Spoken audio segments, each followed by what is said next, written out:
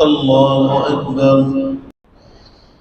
الحمد لله رب العالمين الرحمن الرحيم مالك يوم الدين إياك نعبد وإياك نستعين اهدنا الصراط المستقيم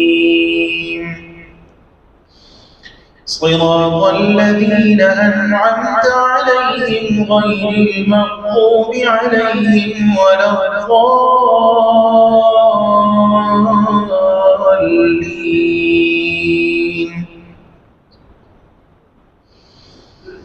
إن الذين كذبوا بآياتنا واستكبروا عنها لا تفتح لهم أبواب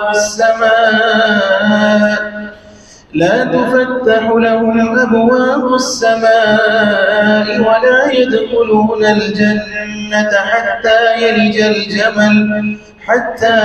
الجبل في سم الخياط وكذلك نجزي المجرمين. لهم من جهنم مهاد ومن فوقهم غواش وكذلك نجزي الظالمين.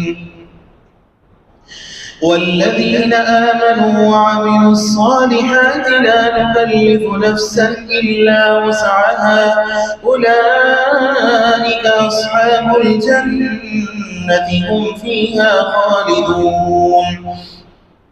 ونزعنا ما في صدورهم من غل تجري من تحتهم الأنهار وقالوا الحمد لله الذي هدانا لهذا وما كنا لنهتدي لولا أن هدانا الله لقد جاءت رسل ربنا بالحق ونودوا أن تلكم الجنة أورثتموها بما كنتم تعملون. ونادى أصحاب الجنة أصحاب النار أن قد وجدنا ما وعدنا ربنا حقا فهل وجدتم ما وعد ربكم حقا قالوا نعم فأذن مؤذن بينهم اللعنة الله على الظالمين الذين يصدون عن سبيل الله ويبغونها عوجا وهم بالآخرة كافرون.